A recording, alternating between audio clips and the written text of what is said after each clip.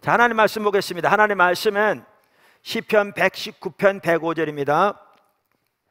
지난주와 같은 본문입니다.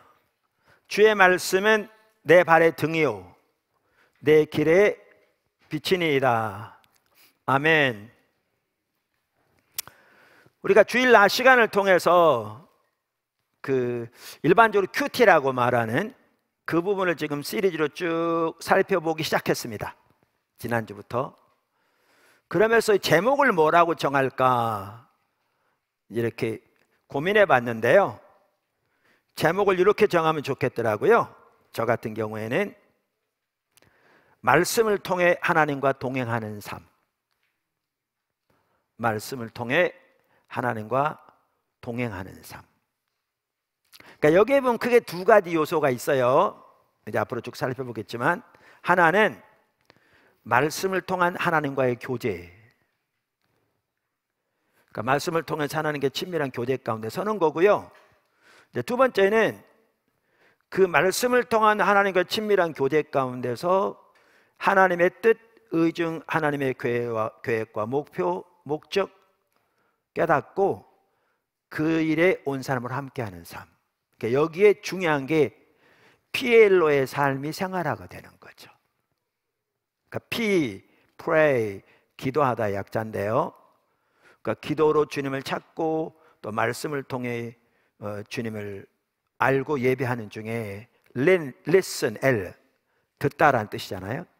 하나님의 음성, 즉 하나님의 뜻, 하나님의 의중 발견하고 and O는 obey, 순종하는.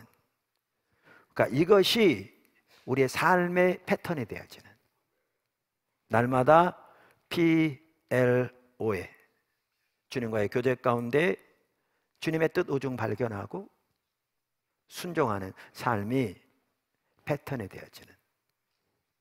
그래서 이 시리즈를 쭉 살펴보면서 하나는 말씀을 통한 하나님과의 교제고, 그것이 이제 말씀을 통해서 하나님과 동행하는 삶으로 나아가는. 그래서 전체 제목을 말씀을 통해 하나님과 동행하는 삶으로 이렇게 정해봤어요. 그러면 지난주에는 영성훈련에 대해 살펴봤잖아요. 왜냐하면 영성훈련 맨 처음에 그 밴쿠버 초에서 시작되었고 매우 귀한 열매들이 많이 있었고 지금도 있고, 그러면서 우리 본초소에서도 교구별로도 이제 여기저기서 함께 하고 있잖아요. 그러면서 그 영성훈련에 대해서 전체적으로 하나님의 말씀을 토대로 해서 우리의 목표와 방향과 성경적인 기초를 살펴보는 게 필요할 것 같더라고요. 그래서 다뤘는데 밴쿠버 초에서도 연락이 왔어요. 그 설교를 통해서 일부 느슨해졌던 부분도 정말 경각심을 가지고 새롭게 되고, 또 하나님 말씀의 토대에서 그 하나하나의 중요성을 인식하게 되고, 그래서 지체들에게도 큰 힘과 도전이 되었다고 저한테 이렇게 문자가 왔더라고요. 이제 그러면서 왜 그 부분을 지난주에 살펴봤느냐 하면요, 우리가 말씀을 통해 하나님과 동행하는 삶을 살펴보되 영적 훈련, 영성훈련이라고 부르든지, 여기서 훈련받는 그 삶을 사는 방향으로 우리가 지금 살펴보고 있는 이 시리즈가 나가야 되거든요. 할렐루야. 이게 선교적 삶과도 연결돼요. 그대로. 그래서 우리가 그렇게 살펴보았습니다. 오늘은 두 번째 시간인데 성경의 중요성을 살펴볼 거거든요. 근데 성경의 중요성을 살펴보는데 하나님의 백성의 삶의 기준으로 성경의 중요성을 살펴볼 거예요. 왜 이 부분을 살펴보느냐 하면, 우리가 흔히 큐티 그러면 너무나 많은 경우에 소위 개인적인 유익을 위해서 하나님의 말씀을 대하는 그 이해가 그 바탕에 있어요. 나의 위로를 위해, 내 삶의 도움을 위해.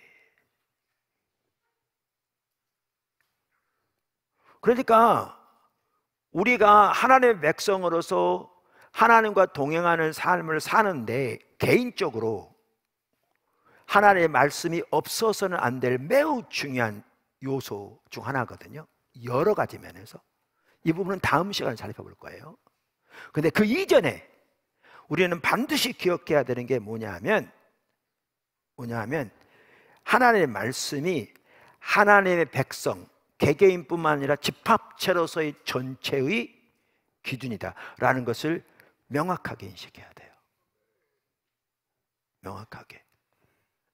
그래야 우리가 하나님의 말씀을 대하는 데 있어서도 아까 말씀드린 대로 너무나 사적으로 신앙이 사유화된 것으로 전락하지 않고 하나님의 목적과 의중을 올바로 이해하고 그렇게 동참하면서 하나님의 말씀이 얼마나 우리의 삶의 모든 영역에 중요한가라는 것을 이렇게 인식할 수 있어요. 그래서 오늘은 바로 그 부분을 살펴보려고 합니다. 이해하시겠죠? 성경의 중요성, 성경은 하나님의 백성의 삶의 기준이다라는 것입니다. 자, 첫 번째, 매력적인 반문화 대안사회로서의 교회. 매력적인 반문화 대안사회로서의 교회. 우리가 이미 선교적 교회 시리즈 살펴보았었는데요. 하나님은 아브라함을 부르실 때부터 하나님의 백성을 열방이 복을 받도록 하기 위해 복이 되는 백성으로 세우셨거든요. 또한 하나님은 하나님의 백성을 제사장 나라로 세우셨어요. 더 나아가 하나님은 하나님의 백성을 반문화 대안사회로 삼으셨어요. 반문화 대안사회. 그러니까 반문화라는 말은 뭐냐 하면 주변의 문화를 따르지 않는 것을 말합니다. 그러니까 이스라엘 백성들만 하더라도 그들이 나온 애굽, 그리고 그들이 들어가는 가나안, 그 땅은 수많은 종교와 우상을 섬기고 수많은 그러한 세속적인 우상 숭배적인 삶의 자세를 가지고 사는 사람들로 가득한 사회입니다.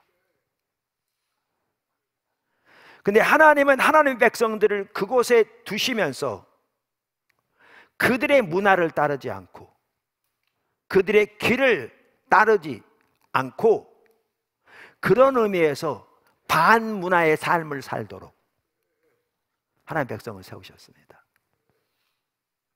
하나님의 백성을 반문화. 대안사회란 말은 뭐냐 하면 여기에 중요한 게 구약의 이스라엘 백성들부터 하나님께서 그들에게 말씀을 주시되 각 개개인의 성도들에게 말씀을 주신 것이 아니라 그것도 포함하지만 근본적으로 하나님의 백성의 집합체인 이스라엘 전체에게 주셨다는 겁니다. 이스라엘 전체. 그래서 반문화 대안사회로 이스라엘 백성을 세우셨다는 것을 가장 잘 보여주는 구절 중에 하나가 이미 살펴본 대로 신명기 4장인데 1절은 이렇게 시작하거든요. 1절은 이스라엘아 이제 내가 너희에게, 그러니까 이스라엘에게 말씀하시고요. 너희란 말이 복수입니다. 복수입니다. 그리고 이 말이 반복적으로 나옵니다. 그래서 이 말은 하나님께서 이스라엘에게 그들이 들어가는 가나안 땅의 여러 나라들과는 대조되는 사회를 이룰 것을 말씀하신 겁니다. 대한사회, 대한공동체, 대한사회, 대한공동체. 그래서 이스라엘이 주변 나라들과는 대조되는 사회, 반문화 대한공동체가 될 것을 말씀하신 거죠. 그래서 주변의 문화, 주변의 삶의 가치관, 주변의 사조를 따르지 않는 철저하게 하나님의 말씀을 따르는 대한사회, 대한공동체로 설 것을 말씀하신 것입니다. 조금 아까 말씀드렸는데 여기서 중요한 게 뭐냐 하면 각 개개인의 성도들이 하나님의 말씀의 기준을 따라 살도록 하나님이 부르신 건 맞는데요, 하나님의 목적은 보다 더 주되게 하나님의 백성들이 집합적으로 주변 문화와 대조되는, 그래서 반문화, 철저하게 하나님의 말씀의 기초에 사는 삶의 영역에서 반문화, 대한학교처럼 대한공동체, 대한사회가 되도록 하나님이 그들을 부르셨다는 겁니다. 이게 하나님 백성의 정체성이고요, 하나님 백성의 신분입니다. 그런데 하나님은, 그러니까 신약의 교회는 반문화 대한사회로서의 이스라엘 백성의 정체성을 그대로 이어받습니다. 그래서 신약의 교회도 하나님의 의도하신 교회는 매력적인 반문화 대한사회입니다. 우리가 이미 살펴보았듯이 신약의 교회가 구약의 이스라엘 백성들의 정체성과 역할을 그대로 이어받는 것을 성경 여기저기 보았고요. 그래서 그 점을 보면 우리가 이걸 알 수 있고요. 더 나아가 예수님께서 구체적으로 이렇게 말씀하셨습니다. 예수님께서 산상수훈에서 우리에게 이렇게 말씀하셨거든요. 5장 13절부터 보실래요? 너희는 세상의 소금이니 소금이 만일 그 맛을 잃으면 무엇으로 짜게 하리요? 후에는 아무 쓸데 없어 다만 밖에 버려져 사람에게 밟힐 뿐이니라. 그러면서 너희는 세상의 빛이라. 산 위에 있는 동네가 숨겨지지 못할 것이요. 여기 동네라고 번역된 단어는 원어의 도시라는 단어거든요. 하나님이 의도하신 단어는 산 위의 도시로서 그 빛이 숨겨지지 못할 도시로 교회를 세우셨습니다. 열방의 빛으로 구약의 이스라엘을 부르신 하나님, 교회가 그 정체성을 그대로 물려받는 것을 예수님께서 산상수훈에서 명확하게 말씀하셨습니다. 명확하게 말씀하셨습니다. 그래서 신약의 교회는 반문화 대한사회입니다. 하나님이 의도하신 신약의 교회. 두 번째, 하나님의 백성은 반문화 대한사회로서 철저하게 하나님의 기준, 말씀 위에 세워져야 합니다. 반문화 대한사회로서 철저하게 하나님의 말씀 위에 세워져야 합니다. 이스라엘 백성들만 하더라도 아까 말씀드린 대로 그들에게 애굽에서 나오는 그러니까 그들이 나온 애굽을 따르지 말고 그들이 들어가는 가나안 땅, 가나안 족속을 따르지 말라. 그들의 우상을 섬기지 말고 그들의 삶의 자세를 본받지 말라. 너희는 반문화 대한사회가 돼야 한다. 그러면서 그들에게 명령하신 핵심은 너희들의 삶의 모든 영역은 철저히 하나님의 말씀인 율법에 토대해야 한다 라는 거였습니다. 이게 신명기 4장만 봐도 명확하게 나옵니다. 거기 한번 보시죠. 1절, 이스라엘아, 이제 내가 너희에게 가르치는 규례와 법도를 듣고 준행하라. 그리하면 너희가 살 것이요 너희 조상의 하나님 여호와께서 너희에게 주시는 땅에 들어가서 그것을 얻게 되리라. 이 부분 이따도 볼 거거든요. 다시 한번 보십시오. 매우 중요합니다. 내가 너희에게 가르치는 규례와 법도를 듣고 준행하라. 그리하면 너희가 살 것이요 너희 조상의 하나님 여호와께서 너희에게 주시는 땅에 들어가서 그것을 얻게 되리라. 내가 너희에게 명령하는 말을 너희는 가감하지 말고 내가 너희에게 내리는 너희 하나님 여호와의 명령을 지키라. 철저하게 하나님의 말씀의 토대 위에 세워져야 할 것을 말하고 있습니다. 이건 신약 성경도, 신약 시대 교회도 마찬가지입니다. 교회도 마찬가지입니다. 그래서 하나님의 말씀이 우리 삶의 기준입니다. 우리가 성경 66권을 정경이라고 부르잖아요. 정경이란 말은 영어로 캐논이란 말인데 그 말은 자라는 뜻입니다. 자, 뭐가 몇 센치인지 재는 자, 그러니까 기준이란 말이죠. 그 성경이 우리의 규범, 기준, 표준이라는 뜻입니다. 성경은 우리 신앙과 삶과 사역을 위한, 영어로 말하면 faith and practice, 실천, 신앙과 실천을 위한, 그러니까 우리의 삶의 모든 영역을 위한 하나님의 기준입니다. 다시 말합니다. 성경이 하나님의 기준으로서 각 성도는 철저하게 하나님의 기준을 따라 살아야 합니다. 그러나 하나님의 초점은 당연히 그걸 포함하지만 보다 강조점은 교회가 대안사회가 되기를 원하십니다. 반문화 대안사회. 철저하게 세상의 조류를 따르지 않는, 세상의 우상숭배를 따르지 않는 하나님의 말씀의 기초에서 세워진 반문화 대안사회가 되기를 하나님이 의도하시고 원하십니다.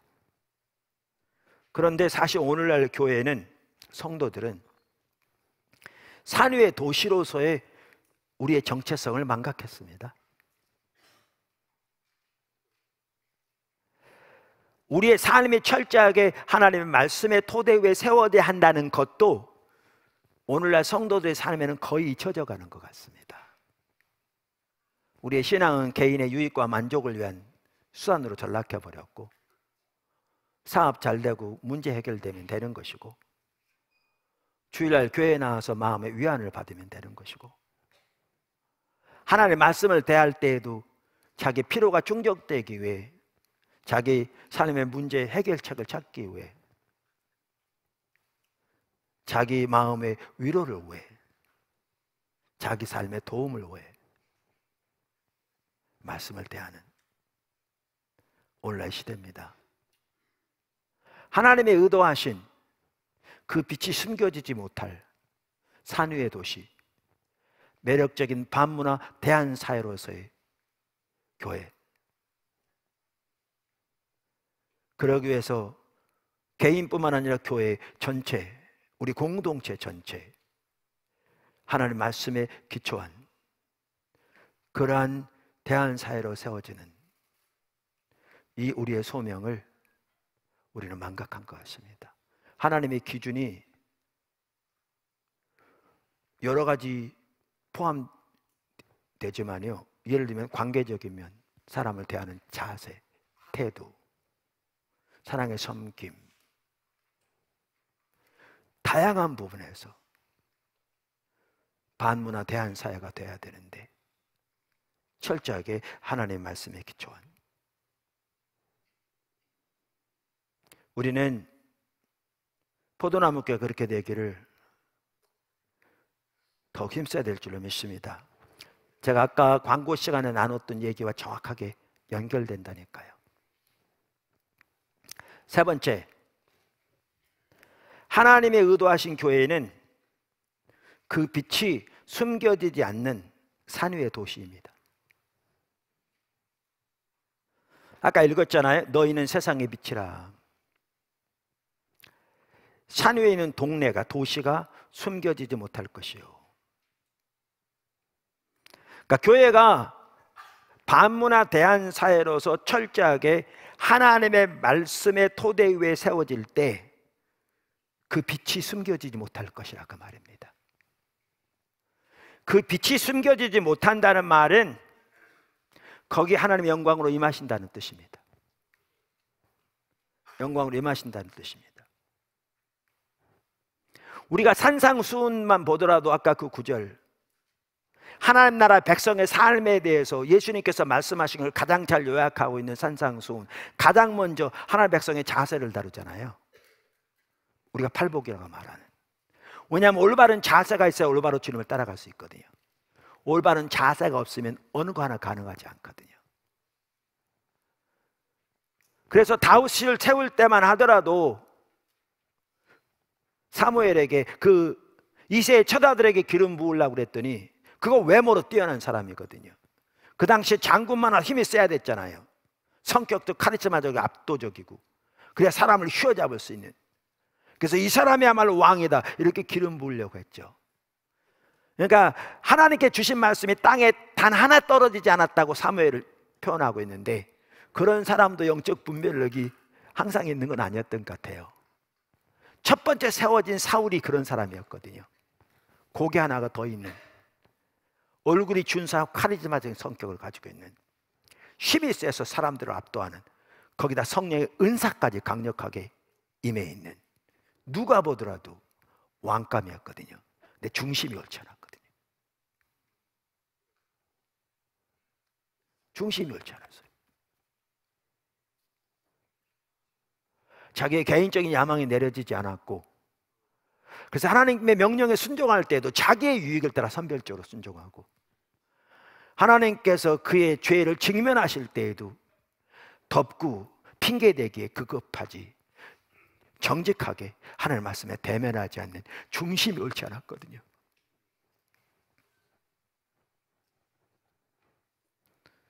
그래서 하나님께서 그를 버리시고 새로운 사람을 기름 부으라고 해서 이새 집에 보냈는데, 금방 그렇게 해서 버림받았는데 사무엘은 바로 얘가 왕감이다 그렇게 고른 게 사울과 똑같은 사람을 고른 거거든요. 외적으로 뛰어난 재능과 외적인 조건을 갖춘. 주님이 그러시죠. 아니라고. 사람은 외모로 취하거니와 나 여호와는 그 중심을 본다.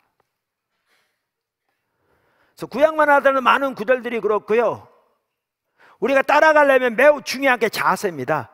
그래서 산상수훈 하나님 나라 백성의 삶을 다루는 예수님이 말씀하신 가장 하나님 백성의 삶의 기본적인 태도, 핵심적인 삶의 자세를 다루는, 삶의 목표를 다루는, 또 하나님 백성의 삶을 다루는 산상수훈에서 제일 먼저 뭐부터 시작하느냐? 자세를 다룹니다. 이게 올바로 돼야 나머지가 되니까요. 그래서 여러분은 그렇게 올바른 자세의 사람들이 되기를 축복합니다. 그리고 자세를 말하고 난 다음에 곧바로 성경이 뭐라고 말하세요? 예수님께서 정체성 말씀하십니다. 세상의 소금, 빛, 숨겨지지 못할 산의 도시. 엄청난 내용인 거죠. 그리고 이어서 나온 게 율법에 대해서 말씀하십니다. 바로 이어서 얼마나 철저하게 하나님의 말씀에 토대 위에 세워질 것인가. 그런데 이렇게 말씀드린 대로 반문화 대한 사회로서 하나님의 말씀의 토대 위에 세워지면 여기에 하나님의 생명이 함께 하시고 하나님의 영광이 임할 것이기 때문에 이 백성이 매력적인 백성이 될 겁니다. 그래서 제가 뭐라고 표현했냐면 매력적인 반문화 대한사회라고 아까 그런 거죠. 그것을 잘 볼 수 있는 구절 중에 하나가 아까 이 부분에 대해서 말하고 있는 신명기 4장입니다. 신명기 4장. 거기 보시면 이렇게 말하죠. 5절부터 보시면 내가 나의 하나님 여호와께서 명령하신 대로 규례와 법도를 너희에게 가르쳤나니, 모세가 한 말이죠. 이는 너희가 들어가서 기업으로 차지할 땅에서 그대로 행하게 하려 함인즉. 여기도 보시면요, 이렇게 반문화 대한 사회로서 하나님 말씀에 기초한 삶을 살 때에 하나님이 기업으로 주신 땅을 차지하게 될 거라고 말씀하고 있죠. 함인즉 너희는 지켜 행하라. 그러면서 이것이 여러 민족 앞에서 너희의 지혜요 너희의 지식이라. 그들이, 여기에 보면 여러 민족이 그 말이죠. 이 모든 규례를 듣고 이르기를 이 큰 나라 사람은 과연 지혜와 지식이 있는 백성이로다. 이 큰 나라 사람을 누구를 가리키는데요? 이스라엘 백성이요. 이스라엘은 매우 작은 나라입니다. 하나님이 그들을 택하신 것은 애굽이나 바벨론처럼 대국이기 때문에 그 대국을 통해서 강력한 힘으로 다른 나라들을 지배함으로 하나님이 강하심을 드러내기 위한 게 전혀 아니었습니다. 그들을 택하신 거요, 우리를 택하신 것과 똑같이 그들의 연약한 가운데 택하셨습니다. 근데 왜 그 나라가 큰 나라인가? 하나님이 함께 하실 것이니까요. 그렇게 하나님의 백성이 반문화 대안 사이로 세워질 때 거기에 하나님의 지혜가 함께할 것이고, 거기에 하나님이 주신 지식이 함께할 것이고, 거기에 하나님이 함께하셔서 능력으로 역사하실 것이기 때문에 주변 나라에서 이 나라가 큰 나라가 될 것을 말하는 거죠. 7절, 우리 하나님이 여호와께서 우리가 그에게 기도할 때마다 우리에게 가까이 하심과 같이 그 신이 가까이함을 얻은 큰 나라가 어디 있느냐. 이걸 뭘 보여주냐면, 반문화 대안 사이로 세워질 때 그 백성이 기도할 때 하나님이 그 기도를 들으실 뿐만 아니라 친히 그들 가운데 임하셔서 그들을 위해서 그들을 통해서 역사하실 것을 말합니다. 이스라엘 역사를 보면 실제로 하나님이 그렇게 하셨습니다. 애굽에 많은 신들이 있었고요, 바벨론에 많은 신들이 있었습니다. 그들 다 자기들이 믿는 신들을 가지고 있었고, 전쟁에서 이기면 자기들이 믿는 신이 결국 다른 나라보다 강했기 때문에 이겼다고 다 자랑했습니다. 근데 그들 신들 중에 이렇게 그들 백성에게 임하면서 그들 가운데 그들을 통해서 역사한 신은 존재하지 않았습니다.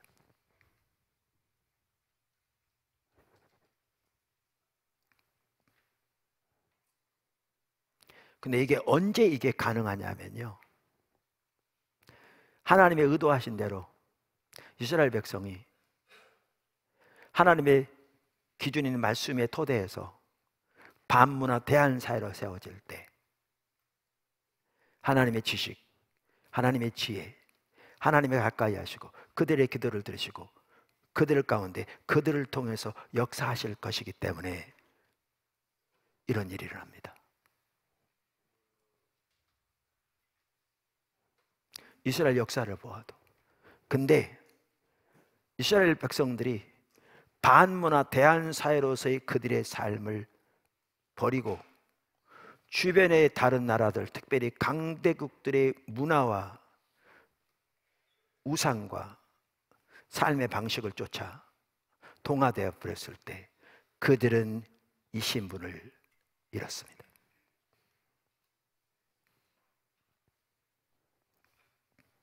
신약의 교회, 반문화 대안 사회로서 하나님의 말씀의 토대 위에 세워질 때, 초대교회 당시 그들의 삶이 철저하게 하나님의 기준에 맞춰 윤리적으로 세워질 뿐만 아니라 서로에게 대해서 정직함뿐만 아니라 겸손함, 사랑의 섬김, 용서와 포용 등 하나님의 기준을 따라 세워질 때 하나님의 영광이 함께해서 이 일이 그대로 일어났습니다. 근데 2000년 교회사를 살펴볼 때 교회가 반문화 대안 사회로서 삶을 포기하고 주변의 사조에 동화될 때 그 소명을 잃고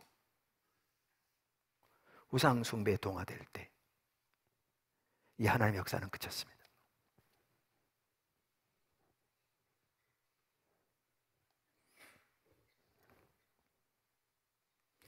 오늘 내가 너희에게 선포하는 이 율법과 같이 그 규례와 법도가 공의로운 큰 나라가 어디 있느냐.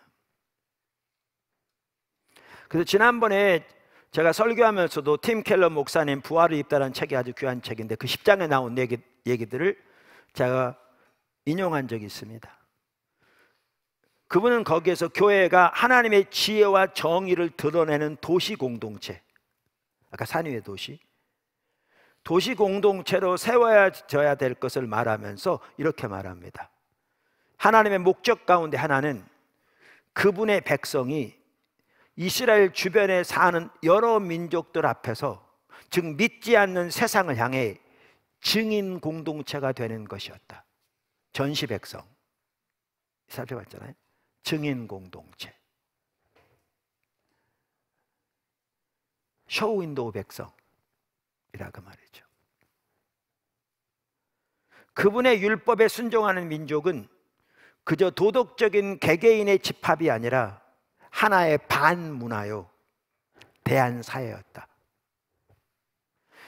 이는 모세의 율법의 두 가지 출중한 특징 때문인데, 율법은 첫째로 지혜와 지식이 있는 백성을 배출했고, 둘째로 정의로운 사회를 창출했다.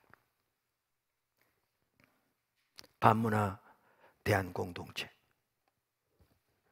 오늘날 우리는 앞으로 주일날 귀회되는도 살펴보겠습니다만은 온갖 종류의 우상 숭배와 세계관을 가지고 살아가는 사람들 사이에 살고 있습니다. 교회는 여호수아 시대 당시 가나안 땅으로 들어가는 이스라엘 백성들과 비슷한 처지에 처해 있습니다. 아니, 어쩌면 오늘날 우리가 살고 있는 다원화된 사회는 여호수아 시대보다, 그 시대의 가나안 땅보다 훨씬 더 많은 우상 숭배와 세상적인 사조가 판을 치는 시대라고 할 수 있습니다. 하나님이 의도하신 교회예요. 매력적인 반문화 대한 사회가 되는 겁니다. 매력적인 반문화 대한 사회가 되는 겁니다.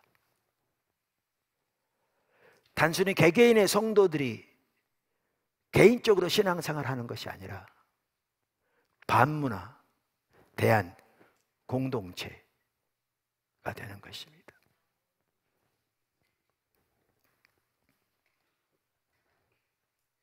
네 번째, 하나님의 기준 위에 세워지는 것이 하나님의 백성 가운데 하나님의 유업이 실현되기 위해서 필수입니다. 하나님의 기준 위에 세워지는 것이 하나님의 백성 가운데 하나님의 유업이 실현되기 위해 필수입니다. 조금 아까 살펴본 부분과 사실은 연결됩니다. 말씀드린 대로 하나님이 의도하신 하나님의 백성은 구약 때부터 매력적인 반문화 대한 사회였습니다. 하나님의 백성들이 그렇게 하나님의 말씀에 세워질 때 그들은 매력적인 백성이 되게 돼 있었습니다. 왜냐하면 하나님의 생명이 넘칠 것이기 때문에, 아까 살펴본 것처럼 하나님의 영광이 함께할 것이기 때문에요. 그래서 열방은 교회 가운데, 구약의 이스라엘 백성들 가운데 함께하는 하나님의 영광을 보고 그리로 나음으로 복을 얻게 돼 있었습니다. 그것이 하나님의 말씀하신 열방이 복을 얻기 위해 하나님의 백성을 복이 되게 하셨다는 말의 의미입니다. 아까 본 대로. 그런데 그 같은 맥락에서 하나님의 유업이 주어질 것입니다. 이 부분도 우리가 하나님의 관점에 보는 게 중요하더라고요. 그러니까 하나님은 하나님의 백성들을 전적인 하나님의 은혜로 부르셨습니다. 아브라함을 택하신 것만 하더라도 우리가 여러 번 살펴본 대로 그것을 명확하게 볼 수 있습니다. 하나님께서 모든 창조 세계를 창조하셨습니다. 인간을 하나님의 형상으로 창조하셔서 하나님 모든 창조 세계를 하나님을 대신하고 대표해 다스리도록 하셨습니다. 그런데 인간이 하나님의 주권적인 통치 아래 사는 것을 버리고 자기가 스스로 자기 하나님 되기를 선택했습니다. 무엇이 옳고 그른지, 무엇이 참된 진리인지, 이 모든 것에 대한 결정을 자기가 하겠다는 겁니다. 그게 타락의 핵심입니다. 자율적인 존재로서 인간이 서게 된 겁니다. 오늘날의 모든 사람들처럼. 더 이상은 하나님 필요 없다는 거죠.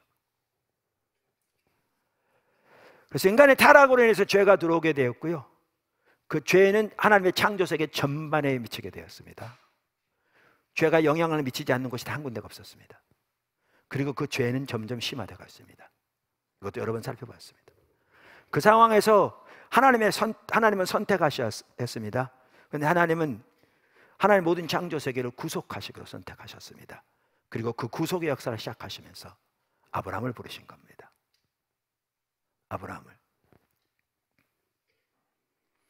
그리고 아브라함을 부르시면서 아까 말씀드린 대로 열방이 복을 얻기 위해 복이 되는 백성으로 그리고 아브라함을 통해서 이스라엘 백성들 세우시고 그들을 제사장 나라로 세우실 뿐만 아니라 우리 살펴본 대로 반문화 대한 사회로 그들을 부르신 거죠. 그러면서 그들에게 하나님 주신 게 뭐냐? 유업입니다. 유업입니다. 그러니까 가나안 땅에 유업만 하더라도 내가 복받아서 이런 복을 받았다, 니네도 억울한 복 받으면 될 것 아니냐, 이런 내용이 전혀 아닙니다. 우리는 오늘날 그렇게 생각하는 경우가 너무나 많습니다. 어떤 사람은 심지어 내가 40일 금식 기도했을 때 복 받았다, 당신도 40일 금식 기도하면 그 대가로 복 받을 거다, 마치 그 복이 우리의 종교적인 헌신의 결과로 주어진 것처럼 말로는 은혜 하면서 완전히 타락해버린 그런 상황이 많습니다. 여러분, 하나님의 계획을 보셔야 합니다. 열방을 구속하시는 하나님의 계획, 그리고 그 일에 하나님과 함께하도록 하나님을 위한 한 백성, 제사장 나라, 거룩한 백성, 반문화 대한사회, 이들을 세우시고 이들이 열방을 위해 이렇게 섬기도록 이들에게 유업을 주신 겁니다. 그들에게 유업이 주어진 것이 하나님의 목적, 계획 가운데 있었습니다. 전적인 하나님의 은혜로. 전적인 하나님의 은혜로.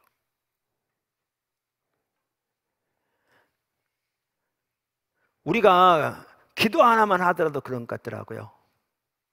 기도만 하더라도, 우리가 섬김과 봉사만 하더라도 하나님의 어떤 원대한 하나님의 계획 가운데 어떤 하나님의 일을 추구하고 계신가, 그리고 그 하나님의 위대한 목적과 하나님의 계획을 위해 우리같이 내세울 것이 아무것도 없는, 스스로는 하나님 앞에 선한 것이 아무것도 없는 자들을 전적인 은혜로 사랑하셔서 그 하나님의 목적을 위한 동역자로 부르시고 세우셨는가, 그리고 이 일을 감당하도록 하나님께서 어떠한 유업을 약속하시고 향하고 계신가, 이런 차원에서 우리 가운데 약속하시고 우리 가운데 주시고 이루어가시는 하나님의 유업을 보아야 올바로 볼 수 있고, 올바른 자세로 대할 수 있고, 올바른 열망을 가져갈 수 있고, 기도 하나라도 올바로 할 수 있습니다. 안 그러면 모든 게 다 자기중심적이 되어버립니다. 자기중심적인. 그래서 하나님께서 이스라엘 백성들에게 가나안 땅을 주신 거요, 그들을 편애해서가 아니었습니다. 다른 민족들보다 그들을 편애해서가 아니었습니다. 다른 민족이 죄악이 하늘에 닿아서 그들을 내쫓은 부분도 있지만 그들을 편애해서가 아니었습니다. 열방을 구속하시려는 하나님의 계획, 이 계획을 실현해 가기 위해 그들에게 그 땅을 약속으로 유업으로 주신 것이죠. 이러한 올바른 이해가 우리들의 삶 속에 있기를 주님의 이름으로 축원합니다. 우리 삶 속에, 우리의 삶 가운데, 우리의 사업 가운데, 우리의 일터 가운데 행하고 계신 그 모든 일 가운데서도 우리는 이러한 하나님의 관점에서 볼 수 있어야 합니다. 그런데 이 유업이 실현되는 것도 반문화 대한사의 삶이 핵심입니다. 핵심입니다. 아까 신명기 4장 1절에서 이미 보았잖아요. 그리고 이와 관련해서 매우 중요한 구절 중에 하나가 우리가 잘 아는 여호수아서 1장입니다. 너무너무 잘 알죠. 모세가 하나님 곁으로 갔습니다. 하나님께서 모세에게 말씀하셔서 그 후임으로 여호수아를 세우셨습니다. 여호수아에게 이제 가나안 땅 정복을 앞두고 말씀하신 내용이 여호수아 1장에 나옵니다. 이렇게 말씀하셨습니다. 1절, 여호와의 종 모세가 죽은 후에 여호와께서 모세의 수종자 눈의 아들 여호수아에게 말씀하여 이르시되 내 종 모세가 죽었으니 이제 너는 이 모든 백성과 더불어 일어나 이 요단을 건너 내가 그들 곧 이스라엘 자손에게 주는 그 땅으로 가라. 내가 모세에게 말한 바와 같이 너희 발바닥으로 밟는 곳은 모두 내가 너희에게 주었노라. 아니 지금 요단강도 안 건넜는데 가나안 땅 전 그 약속하신 모든 땅을 이미 주었다고 말씀하세요. 완료형이거든요. 이게 예언적 완료예요. 출발도 안 했는데 주님이 약속하신 것을 반드시 이루시겠다, 그 뜻입니다. 시작도 안 했는데 이미 완료된 것처럼 말씀하십니다. 주었노라. 곧 광야와 이 레바논에서부터 큰 강 곧 유브라데 강까지 해쪽 속의 온 땅과 또 해 지는 쪽 대해까지 너희의 영토가 되리라. 내 평생에 너를 능히 당할 자가 없으리니 내가 모세와 함께 있었던 같이 너와 함께 있을 것임이니라. 내가 너를 떠나지 아니하며 버리지 아니하리니 강하고 담대하라. 너는 내가 그들의 조상에게 맹세하여 그들에게 주리라 한 땅을 이 백성에게 차지하게 하리라. 오직 강하고 극히 담대하여 나의 종 모세가 내게 명령한 그 율법을 다 지켜 행하고 우로나 좌로나 치우치지 말라. 그리하면 어디로 가든지 형통하리라. 이 율법책을 내 입에서 떠나지 말게 하며 주야로 그것을 묵성하여 그 가운데 기록된 대로 다 지켜 행하라. 그리하면 네 길이 평탄하게 될 것이며 내가 형통하리라. 내가 내게 명령한 것이 아니냐. 강하고 담대하라. 두려워하지 말며 놀라지 말라. 내가 어디로 가든지 네 하나님 여호와가 너와 함께 하느니라 하시니라. 각 개개인에게 주신 말씀이기도 합니다. 우리 삶의 현장에서 우리 개개인에 주신 말씀은 적용될 수 있습니다. 그러나 근본적으로 이스라엘에게 주신 말씀입니다. 반문화 대한사회, 그들의 소명과 정체성, 그리고 그 일을 감당하도록 유업을 주시면서 그 유업으로 들어가게 하시면서 주신 말씀입니다. 너희의 삶이 반문화 대한사회로서 철저하게 말씀의 토대에 세워져야 돼. 너희 삶이, 너의 삶의 모든 영역에서, 정치, 경제, 사회, 관계 등 모든 영역에서, 법. 그럼 그 땅을 차지할 뿐만 아니라 너희를 당할 자가 없으리라. 내가 함께 할 것이기 때문에. 그리고 그 땅에서 너희 생명이 길리라. 오래 나라가 존속될 거라, 그 말이죠.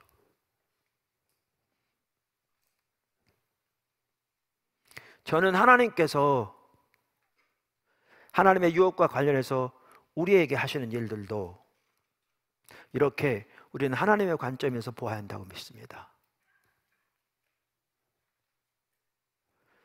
이렇게 보아야 우리 기도 하나라도 제대로 할 수 있습니다.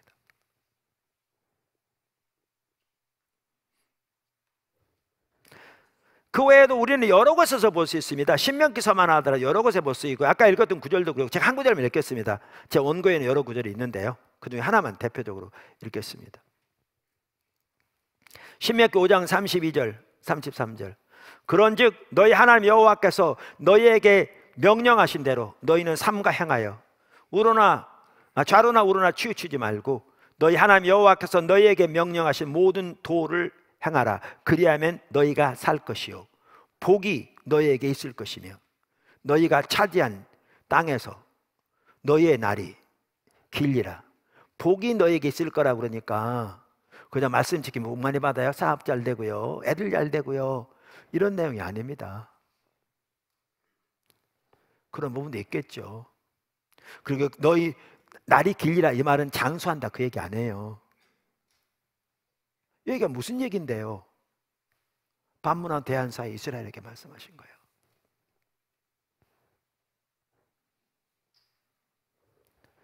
그러면 복이 있을 거란 말은 아브라함을 부르실 때부터 열방이 복을 얻기 위해 복이 되는 백성인데, 주님이 복인데 주님이 오셔서 통치하시고 아까 살펴본 대로 그렇게 전시 백성으로 하나님의 영광이 함께하는 백성으로 이들을 세우실 것이기 때문에 열방이 그것을 보고 하나님께로 나오는, 그래서 그들도 복을 받는 그 하나님의 뜻이 이루어질 뿐만 아니라 그 나라의 생명이 존속되리라 그 말입니다.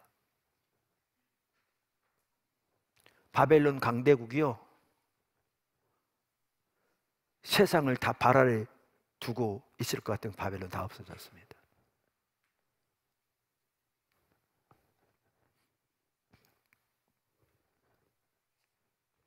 저는 개인적으로 하나님께서 우리나라에 주신 유업이 있다고 믿습니다.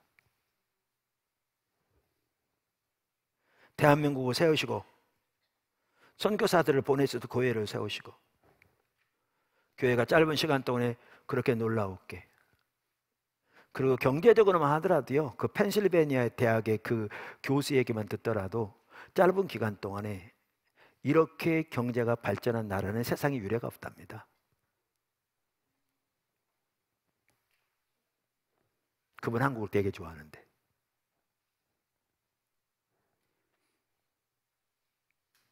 그런데 오늘날 교회 상태는 어떻습니까? 탕자가 아버지의 유업을 받아 정욕대로 탕진해버린 것처럼 그런 상태에 있지는 않습니까? 하나님께서 우리나라에 두 번째 유업을 주시기를 원하신다고 저는 확실합니다. 뭐가 필요한데요?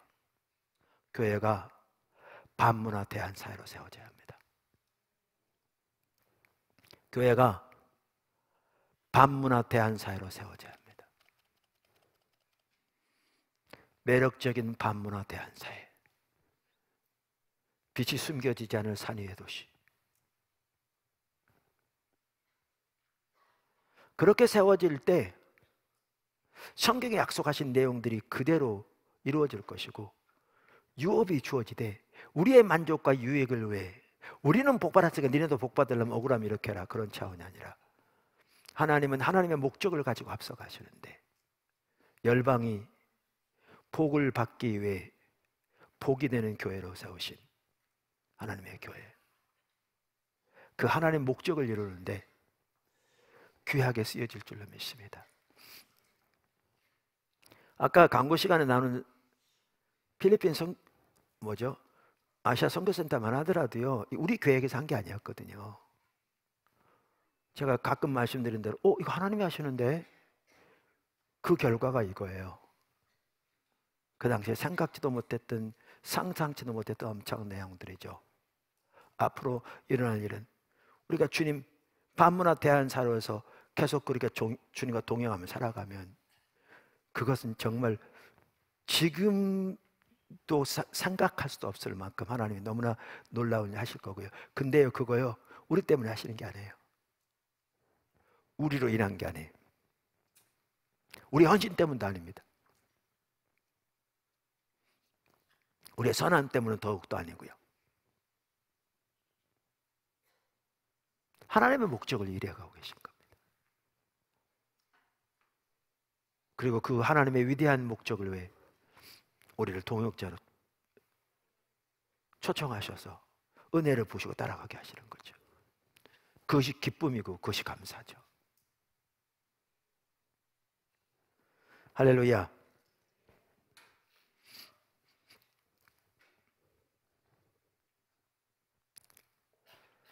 다섯 번째, 구약의 이스라엘 백성들은 반문화 대한 사회로서의 삶을 사는데 실패했습니다. 구약의 이스라엘 백성들은 반문화 대한 사회로서의 삶을 사는데 실패했습니다. 하나님은 그들이 전시 백성, 반문화 대한 사회가 되기를 의도하셨습니다. 근데 그들은 주변의 우상 숭배에 동화되어 그 정체성을 잃었습니다. 그래서 하나님은 그들에게 심판이 올 것을 경고하고 계시고, 그들이 끝내 돌이키지 않았을 때 그들은 하나님의 심판을 받아 열방으로 흩어졌습니다. 그것을 볼 수 있는 한 구절이 아모스서 7장 7절 8절입니다. 우리가 잘 아는 구절입니다. 또 내게 보이신 것이 이러하니라. 다림줄을 가지고 쌓은 담 곁에 주께서 손에 다림줄을 잡고 서셨더니 여호와께서 내게 이르시되 아모스야 내가 무엇을 보느냐. 내가 대답하되 다림줄이니이다. 주께서 이르시되 내가 다림줄을 내 백성 이스라엘 가운데 두고 다시는 용서하지 아니하리라. 우리가 여러 번 살펴봐야 잘 압니다. 여기에 다림줄에 맞춰 똑바로 세워진 담이 있었습니다. 환상 중에. 이건 모르면 이스라엘 가리킵니다. 하나님이 의도하신 이스라엘은 반문화 대한 공동체, 말씀에 기초한 하나님의 기준에 맞춰 똑바로 세워지는 그 교회였습니다. 그 백성이었습니다. 그런데 이스라엘은 여기서 떠났습니다. 그랬더니 하나님이 심판하실 것을 말씀하십니다. 그러면 심판하실 때에도 하나님의 기준으로 심판하십니다.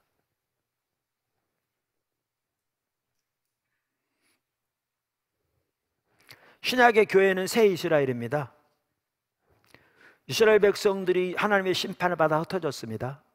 스룹바벨 때 일부 더 왔지만 그들이 기대하던 그러한 진정한 하나님 백성들의 그 삶은 회복되지 않았고요. 예수님 당시만 하도 그들은 로마의 속국으로 지배 가운데 있었습니다. 그때 하나님의 아들 예수님이 이스라엘로, 이스라엘 대표자로 참 이스라엘 땅에 오셨습니다. 그리고 십자가 부활을 통해 하나님의 구속을 성취하셨습니다. 그리고 이 하나님의 새 창조의 역사, 하나님 나라의 놀라운 구속의 역사, 그 일을 위해서 그것을 실현해 가시는데 동역자로 하나님께서 예수님을 통해 유대인과 이방인을 합하여 한 새 백성을 불러 모으셨습니다. 예수님 안에 있는 무리, 그들이 신약의 교회입니다.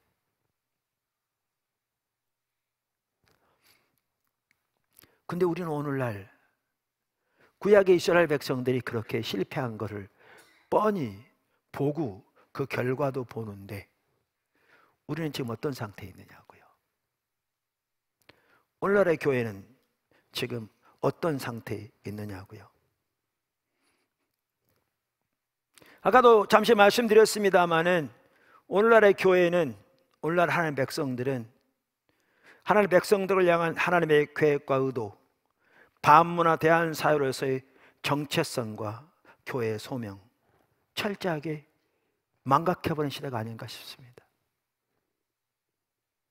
신앙마저도 너무나 사유화되어서 자기 사업만 잘 되고 성공하면 되고 마음의 위안만 받으면 되고 문제만 해결하면 되고 교회는 외적으로 성장만 하면 되고 숫자만 많이 모이면 되는, 그리고 그러면 그것을 인해서 하나님의 복 받았다고 자부심이 하늘을 찌르는, 그런데 반문화 대한 사회로서 열방의 빛으로서 그 빛이 숨겨지지 않을 산 위의 도시로서 전시 백성으로서의 하나님의 소명은, 부르심은, 정체성은 완전히 망각해버린 이 시대.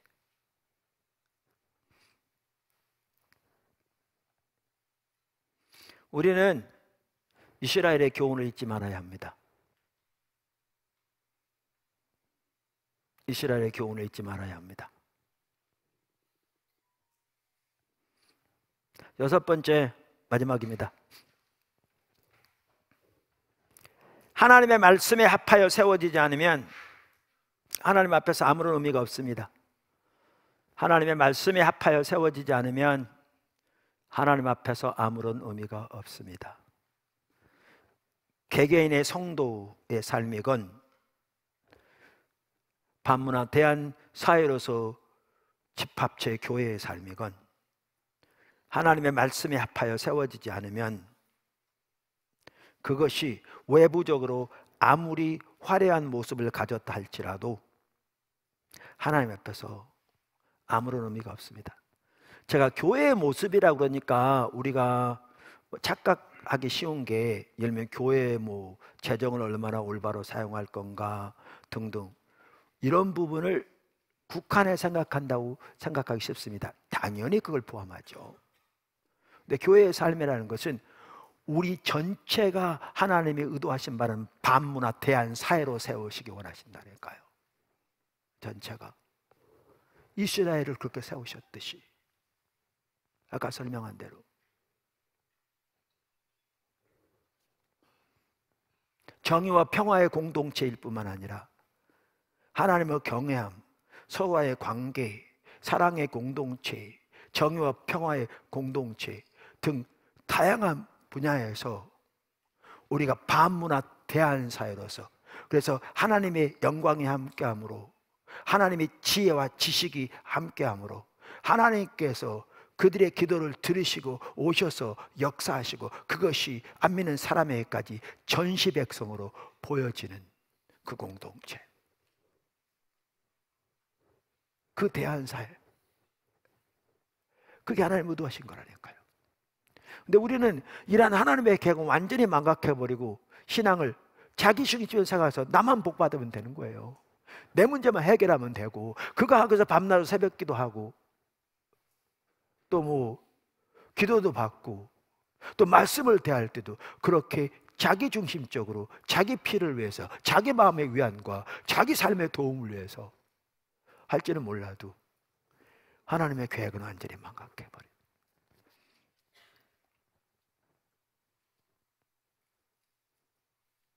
그리고 그 외부적인 것이 되어지면 그것으로 축복받았다고 생각하는,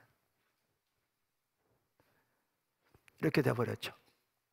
이런 이해를 가지고 있으니까 예배에 대한 이해도 달라지고, 그래서 기본적인 종교생활, 종교적인 의무화 돼야 되는데 주일날 예배 나와서 예배 드리는 것은 그것은 성수지란 이해를 가지고 기본적인 것이고, 그럼 와서 소위 예배 드리고 가고 말씀을 통해 은혜 받고 가면 되는 걸로 생각하는 하나님의 계획, 우리의 부르심, 우리의 정체성 완전히 망각해버린.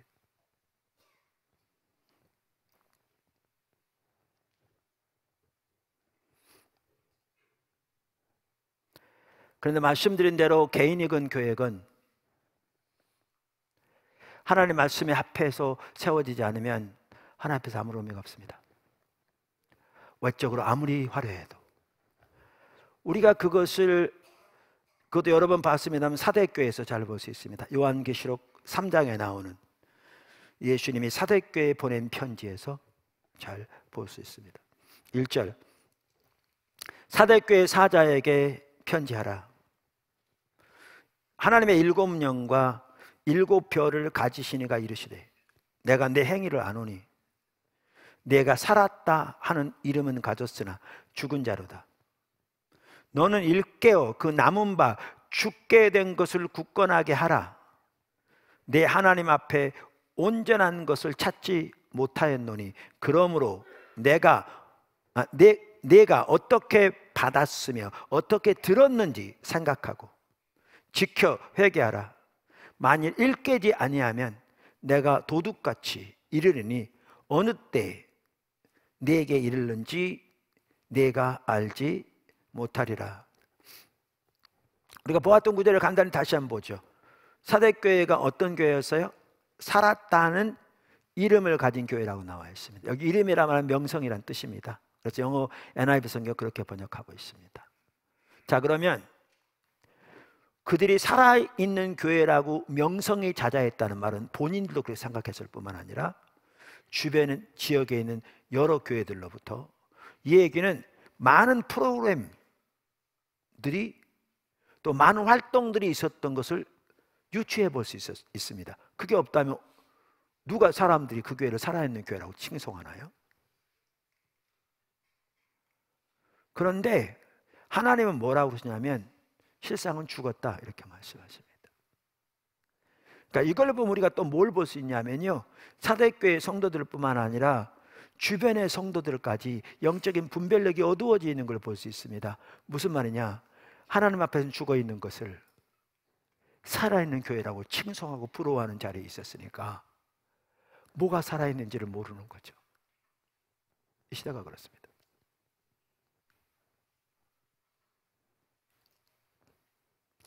뭐가 참된 신앙인지, 뭐가 살아있는 신앙인지 전혀 인식하지 못하고 있는 거죠. 하나님께서, 예수님께서 죽어있다. 그럼 왜 죽어있다고 말했는가? 여기 보면 이렇게 말씀하고 있죠. 그러면 내가 어떻게 받았으며 어떻게 들었는지 생각하고 지켜 회개하라.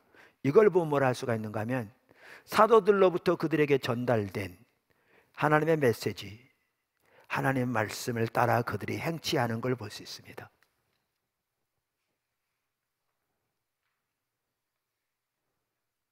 말씀의 기준에 떠난 거죠. 그러면서 회개하고 돌이키라고 말하는 거죠. 한 가지 더 제가 간단히 언급하고 넘어간다면, 7교회 이렇게 편지할 때 그 교회에게 나타나는 예수님 모습이 달라요. 예수님 한 분이시죠. 다양한 성품을 가진, 특성을 가진, 예를 들면 인자하시고 전능하시고 심판자시고 구원자시고 모든 것을 창조자시고 모든 것을 주관하신 분이시고 등등등. 그런데 그 편지할 때마다 모습이 달라요. 이건 그 교회하고 연관돼요, 서로. 근데 사대교회 편지할 때 나타나신 모습 중에 하나가 뭐냐면 7영을 가지신 분으로 나타나요. 7중 성령. 그럼 이건 뭘 보여준다고 저는 개인적으로 확신하느냐 하면, 교회가 반문화 대한사회로서 철저하게 하나님의 말씀의 토대 위에 세워질 때 거기에 7중 성령의 역사가 함께 할 거예요. 지금 그 약속 주고 계신 거예요, 예수님께서. 그런데 여기서 볼 수 있는 게 그거죠.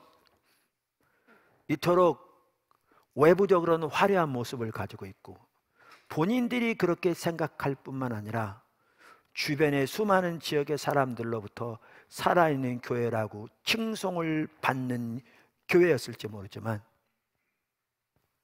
하나님 편에서는 죽어있는 교회였어요. 그게 아무런 의미가 없는. 그러면 저는 이 구절이 고린도서 3장 10절에 15절과 연결되는 것 같더라고요, 저는 개인적으로. 여러분 잘 아시는 구절인데 거기 보시면 이렇게 돼 있어요. 이번에 우리가 컨퍼런스 하면서 살펴본 구절이고요, 우리의 삶 전체, 우리의 소명 전체를 이해하는 데 매우 중요한 구절이고요, 일도 사역을 이해하는 데도 마찬가지고 이렇게 돼 있죠. 3장 10절. 내게 주신 하나님의 은혜를 따라 내가 지혜로운 건축자와 같이 터를 닦아두매 다른 이가 그 위에 세우나 그러나 각각 어떻게 그 위에 세울까를 조심할지니라.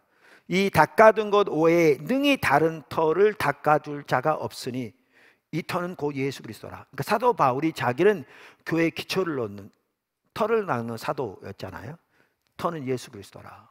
당연히 예수 그리스도죠. 근데 이 말 속에 고린도서 1장 30절 2장 2절이 포함되어 있다고요.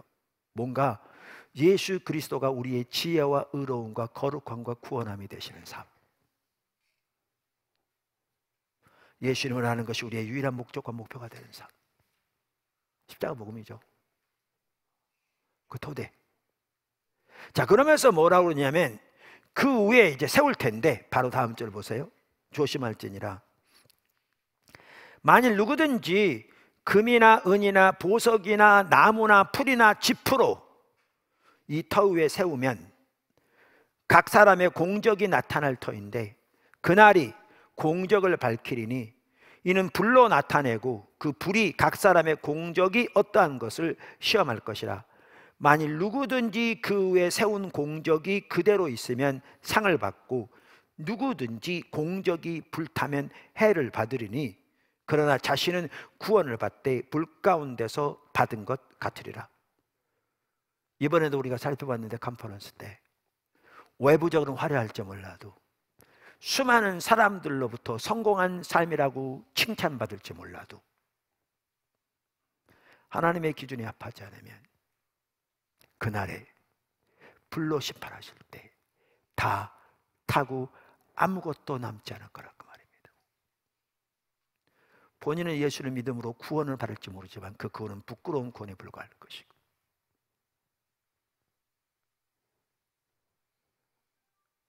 오늘 사도행전의 말씀이요, 저는 이거와 연결된다고 믿습니다. 당연히. 그래서 이 땅에 사는 동안에도 구약의 이스라엘 백성들을 보아도 알 수 있듯이 반문화 대한사회로서의 삶을 떠나 주변 문화와 우상숭배적 가치와 삶에 동화되어 버리면 하나님 백성으로 정체성을 잃고 열방의 빛으로서 열방의 그 빛을 보고 나옴으로 하나님께 나와 복을 받게 되는 제사장 나라로 부름을 받았는데 그 소명이 완전히 잃어버리고, 그래서 호세아 4장에 보면 내 백성이 지식이 없으므로 망한다고 말하면서 내가 지식을 버렸으니 나도 너를 버려 내 제사장이 되지 못하게 할 것이라. 이 말은 너희가 그 소명을 잃어버리게 될 거다, 그 뜻인 거죠. 뿐만 아니라 그날에 주님 앞에 설 때, 주님이 다시 오시는 그날에 영원한 새하늘과 새 땅 앞에 두고 주님이 오셔서 심판하실 때 그 모든 것은 다 불타 없어질 겁니다. 주님의 기준에 합한 것만 남을 겁니다.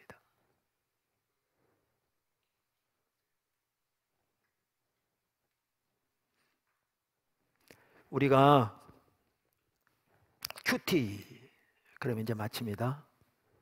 너무나 많은 경우에 너무나 자기중심적으로 해석하는 것 같아요. 내 마음에 위안, 내 삶의 도움, 내 마음의 감동.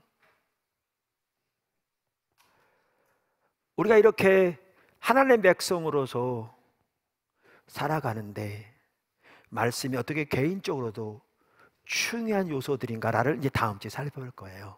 하나하나.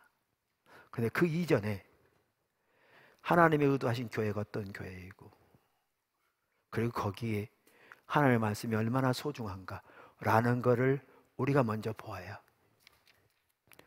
올바른 이해를 가지고 말씀을 대할 것 같더라고요. 실제로 주님이 그렇게 인도하셨어요. 오늘 설교요, 제가 의도한 게 아니었습니다. 제가 어제까지만 이 설교하려고 생각하지 않았습니다. 그리고 이렇게 설교할지 몰랐습니다. 구체적으로 준비하는 과정에서 주님이 이러한 부분을 또렷이 보이시고 인도하셔서 저도 나누면서, 그래, 우리가 이걸 잊지 말아야 되는데, 우리가 이 방향 감각을 올바로 이해해야 되는데, 우리가 하나님의 백성으로서 이런 정체성을 먼저 이해하고 하나님의 부르심을 먼저 또렷이 이해해야 이 토대 위에서 개인적으로 주님을 따라가면서 말씀이 개인적으로도 유익한데, 그래야 올바른 방향으로 갈 수 있는데 라는 게 저 개인적으로 더 보이게 된 겁니다. 그래서 제가 이 책을 다시 수정해서 내려고 그러는데 그때는 이 방향으로 할 거거든요. 주님 보이셔서. 그래서 포도나무 교회가 그렇게 주님을 잘 따라갈 수 있기를, 반문화 대한사회로 세워져서 광고 시간 나눈 것처럼 뭔가 주님이 참 귀한 뭔가를 하고 계신 게 분명한 것 같은데, 우리가 주님을 잘 따라갈 수 있게 되기를, 그래서 주님의 뜻이 남김없이 이루어지게 되기를 주님의 이름 축원합니다. 아멘.